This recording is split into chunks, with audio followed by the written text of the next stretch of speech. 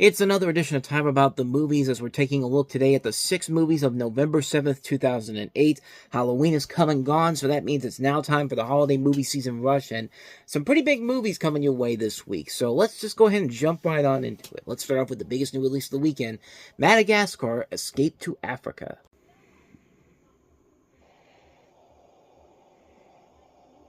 These New Yorkers are lost in Africa. That is not crack-a-lack. They're on a mission Let's get out while we can. to get back home. Let's fly. If we fold it here and here. Next. Dreamworks Madagascar 2, coming soon. This is, of course, the sequel to the original Madagascar, which came out in 2005. And in this one, the main character is once again a party of animals from the Central Park Zoo, whose adventures have taken them to the Madagascar island and have found themselves in the African savannas, where they meet others of their species, and where Alex the lion reunites with his parents, played by Bernie Mac and Sherry Shepherd. Now, this weekend in particular is a very notable weekend because this is the weekend where Bernie Mac had not one but 2 movies. We'll get to the other one later. And, of course, this was about 3 months after he had died on August 9th. He passed away at the age of, I think it was 56 or something like that. He was, 50, not even that, 50 years old. And he passed away because of complications from pneumonia. And, I mean, Bernie Mac's one of those great one of those great stand-up comedians, and he was great on the Bernie Mac show. He was looking like he was on his way to a pretty decent film career in a kind of a little bit of a renaissance of his career after the Bernie Mac show ended. And then he passed away not a couple months before this came out, and it's a shame because we lost a really good comic genius, honestly. I mean, he's one of the original kings of comedy for a reason, and you know, we'll talk about him in Soul Man in just a little bit, but in this movie, I'll be honest with you, probably not his overall best performance overall. I feel like he was kind of slouching a little bit here, but, I mean, hey, any chance you get to hear somebody like Bernie Mac's voice in this, I mean, it fits perfectly for what they're trying to do here. And it really kind of fits into a lot of the problems with the movie in general. Not that this is a bad movie per se, but I feel like of the Madagascar movies, this might be the weakest one, just by a little bit, mostly because there's just a lot of stuff that goes on in this movie. Too much stuff goes on in terms of subplots. You have a subplot with Chris Rock. You know, he has this thing where Alex can't tell the difference when he's with all these other zebras. And it's not really set up that well. Alex has a subplot where he has to take over the pride of his family setup, and he's got this bully lion played by Alec Baldwin, who's basically the equivalent of Scar and Jack Donaghy from 30 Rock. I mean, you might as well just call him Scar Donaghy because he's literally the character from 30 Rock in this movie. Alec Baldwin is. I mean, he's not even trying to hide it. There's a subplot about King Julian and all them trying to appease the gods to fix the water problem. And there's a subplot there's one subplot in particular that I thought was really, really funny where the old lady who knocked up Alex around in the first movie comes back in this one and has like a bigger subplot in here. Like she's part of this group of tourists, and their bus crashes, and all of a sudden she just becomes like the queen of the whole thing, and it just gets crazy what they do with her, and it actually does pay off in a pretty funny climax in general here. There's a subplot about Jada Pinkett Smith, with all these hippos, and this other hippo played by will.i.am wants to hit on her. I mean, there's just so much going on in this movie, and it really kind of hurts the film in general because there is too much going on in here. But on the plus side, a lot of the stuff they do in here do lead to a lot of good funny payoffs. I mean, there are a lot of really solid funny moments all across the board in here. The animation is definitely much better in this one, but I don't know. Like, to me, this one's not quite as good as the first one, but I mean, I say it's not the weakest of the series, but it's not a bad movie in general. There's still a lot I really liked about this movie. The humor I thought was still very funny. I thought the animation was really good. I thought the subplots did eventually pay off in very funny results. It's a good movie. It's a really good movie. I would say, yeah, it's definitely the weaker of the 3 films, but I wouldn't say it's anything against the films in general. All 3 of these movies are still legitimately funny all across the board, but I feel like the next one really took up the ante on what they could do with these characters and all, and made a really fun movie out of that one. We'll get to Madagascar 3 in about 4 years' time, but that's one I think is probably the best of the overall films in general. But this one's still really good, though. If you're looking for a fun adventure with the same guys from Madagascar, you definitely get it with this one here. Madagascar Escape to Africa, the weakest one of the series, but still one I really like a lot. So with that said, let's go ahead and move on to our next movie, Paul Rudd and Sean William Scott starring in the comedy Role Models. The judge, you're going to Sturdy Wings. They thought community service We bring adults and children together. would be the easy way out. What up, Ronnie? I don't want to take my pants off. What? But it's turning into Ronnie, I'm black. You think I did it? I will hit a child. I've never done that before, but I would punch you in the face. hard time. No. What are you doing? From Universal Pictures, We need your help. I am not here to service you. I'm here to service these young boys. Role Models, starts November 7th. So in this movie, Paul Rudd and Sean William Scott play these two energy drink salesmen who are ordered to perform 150 hours of community service as punishment for various offenses. And for their services, the two men work at a program designed to pair children with adult role models. One of the kids in here is Bobby J. Thompson, and one of the other people that the guys have to deal with is Christopher Mintz-Plasse McLovin from Superbad. And you also have, as you see in the trailer, Jane Lynch and Elizabeth Banks, her second movie of this fall after Zack and Miri Make a Porno. And also Amanda Rigetti from The Mentalist is in this movie too for a little brief role here. But you know, there was a time when she was actually all over the place. I think mostly because she was on The Mentalist, but she was in a bunch of other movies too. And I feel like they were setting her up to be the next big thing, but never really took off that way. But regardless, this is still a really good movie. This is a really good return for David Wayne, whose last movie was The 10, which was not that good of a movie. This is, of course, the guy that directed Wet Hot American Summer, but this is a much better movie than The 10 was. It's a very funny film. Paul Rudd and Sean William Scott just work off each other so well. And, Paul Rudd had a hand with the script in here, as well as Ken Marino. And David Wayne, of course, has been a very solid filmmaker as a whole, solid comedian. I mean, there's a lot to admire about this movie. It's very funny, very silly, very stupid, but in a fun kind of way. It's a very ridiculously fun movie that features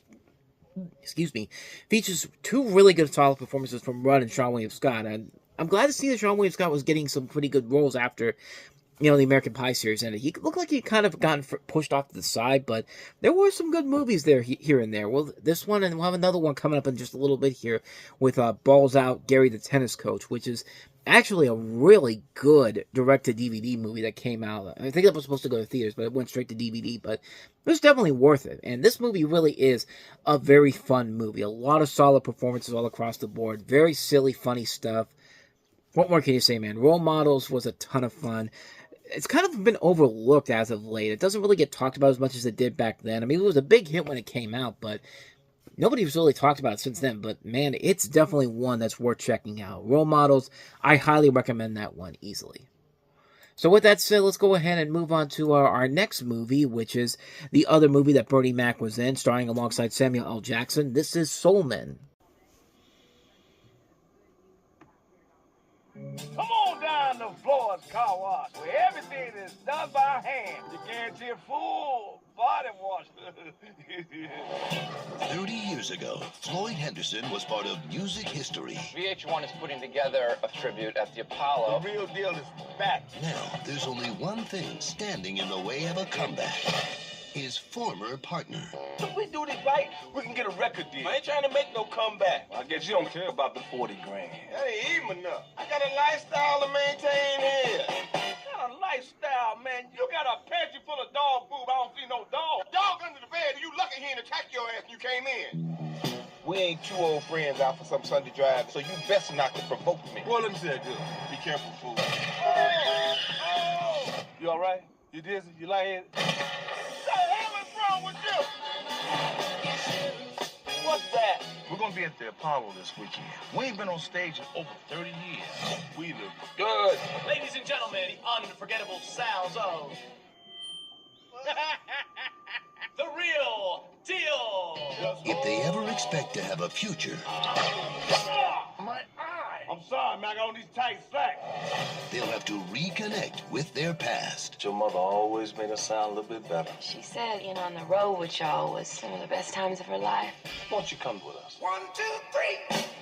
On November 7th, You ain't said nothing stupid like Cleo. I'm your daddy. You're not my father, Floyd. She said what? He knows who I am. a lot can happen Knocked up my wife. on the road to a comeback. Call the police. The network just called and they're off the show. This ain't over till we say it's over. Samuel L. Jackson, Bernie Mac, Because you were here, just want to wish you luck. Come on, children.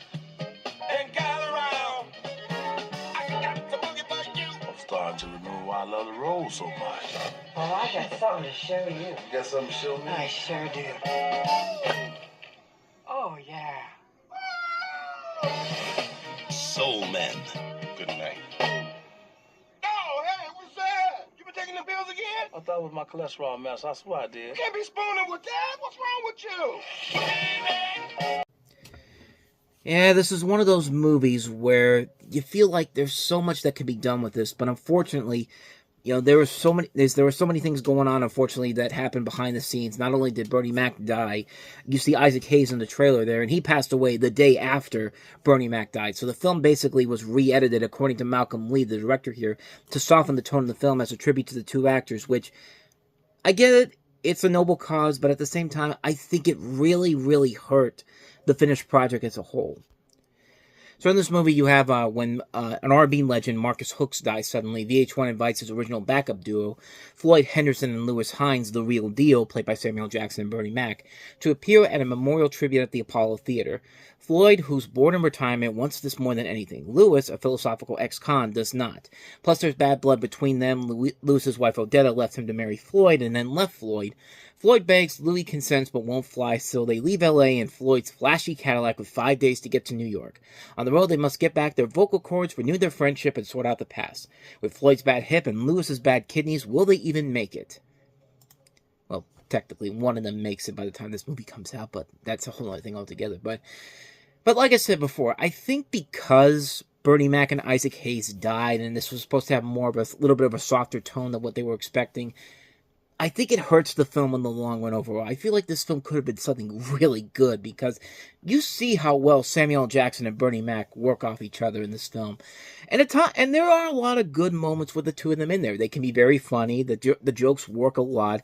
And there's a lot of good chemistry between the two of them. But, man, I feel like once he and Isaac Hayes died, this film really, lost a lot of that muster. And it's a shame because this is a good movie. But I feel like there could have been a really great movie here. I think there's a lot there that could be done. A lot of really good people in this cast. Sharon Leal, you see Jennifer Coolidge, Sean Hayes, Afian Crockett, John Legend. I mean, just a lot of really good people in here. And the music overall is really solid too. I think there is a lot here in this film that really does work, but just not enough to really say that this is one you gotta go and check out and see. It's a must-see film. I would say that it's a serviceable film. That's probably the best way to describe it. It's a very serviceable film. I think Samuel Jackson and Bernie Mac are the highlights of the movie. They really are a ton of fun here.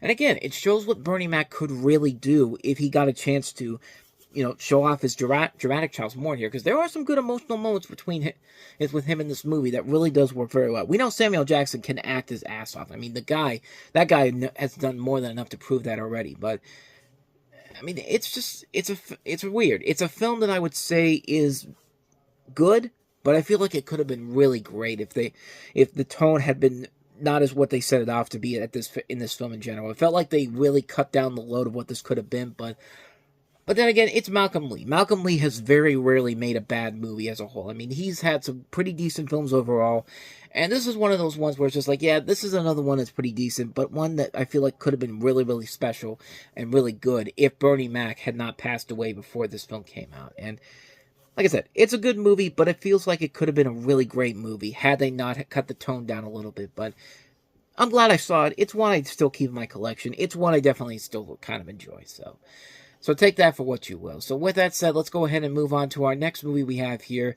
Much different tone than Soul Man, the lighthearted Soul Man. Here's The Boy in the Striped Pjyamas.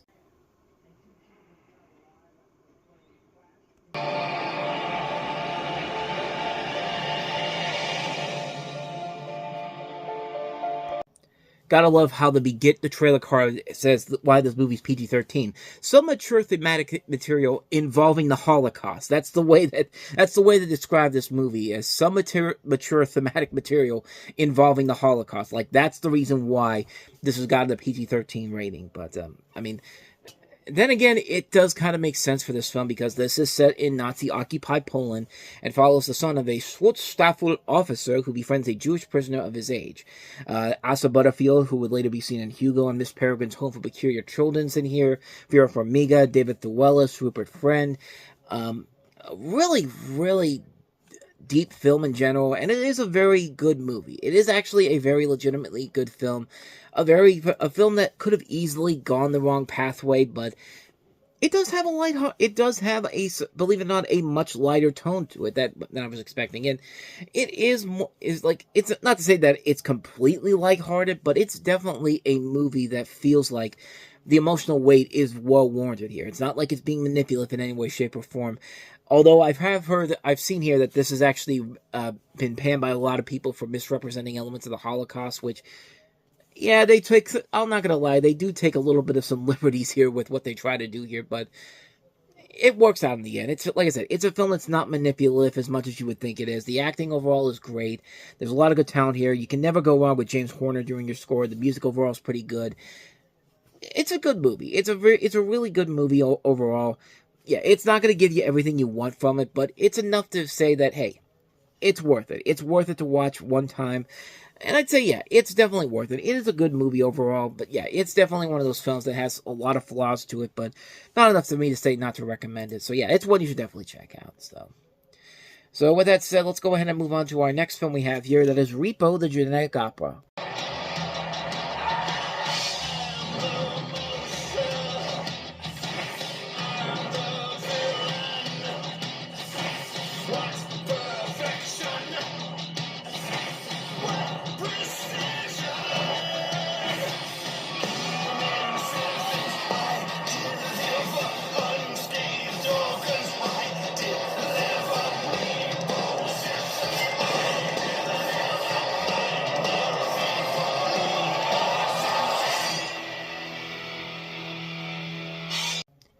So this was a movie that everyone was predicting back then. This was going to be the next big cult classic. This was going to be like the next Rocky Horror Picture Show. And that just kind of disappeared. Like, the film didn't have the big legacy that I think a lot of people were expecting it to have. But then again, Lionsgate, I don't think really had any idea how to sell the film to people, and it kind of got pushed off to the side. But is the film actually that is the film that bad, or were we just not, did it actually become something more than we expected it to? Well, you have a story that takes place in the year 2056, a not so distant future, in which an epidemic of organ failures devastates the planet. Out of the tragedy, a savior emerges, Genco, a biotech company that offers organ transplants for a price. Those who miss their payments are scheduled for repossession and hunted by villainous repo men. In a world where surgery addicts are hooked on pain-killing drugs and murder is sanctioned by law, a sheltered young girl searches for the cure to her own rare disease, as well as information about her family's mysterious history. After being sucked into the haunting world of Genco, she is unable to turn back, as all of her questions will be answered at the wildly anticipated spectacular event, the Genetic Opera. This is directed by Darren Lynn Bousman, who did the past 3 Saw movies, didn't return for the 5th one because of this, and having watched the movie now, I can honestly say that this is probably a film that probably does deserve to have somewhat of a following behind it, because it is actually kind of a fun movie. It's a film that knows how campy it is, how over the top it is. I mean, it's literally described as a gothic rock opera, and it just works really well. There's a lot of good people in this cast. Alexa Vega, Sarah Brightman, Paul Sorvino, Paris Hilton, surprisingly pretty decent in here. I mean, it is Paris Hilton, but, hey, there you go. She actually had a movie that wasn't a bad movie that she acted in. I mean, she was actually kind of decent here. Anthony Stewart Head is pretty good in here. Bill Moseley. I mean, the music is surprisingly really catchy too. This is a film that I really do think could have gone on to become a cult hit, but it just kind of disappeared after that. I don't think it even has a Blu-ray or 4K release at this point. I think it's only been released on DVD, and that's it. Like, nobody really ever talks about this film anymore. But honestly, it's one I feel like kind of deserves more recognition. It's a film that I was really going into it not knowing what I was going to get from it, but I was really pleasantly surprised at how much I enjoyed it. It's one of those ones that I kind of want a physical copy of it so I can actually watch the movie anytime I want to, but yeah, it's a film that actually does deserve to be checked out. It's a very good film. Silly, over-the-top, goofy fun. It's fun all around. If you like the Rocky Horror Picture Show, you're going to love the hell out of this. Repo, the Genetic Opera. With that said, let's go ahead and go ahead and burp before I give you the last movie here. Let's go ahead and move on to our last film that we have here. Jean-Claude Van Damme is JCVD.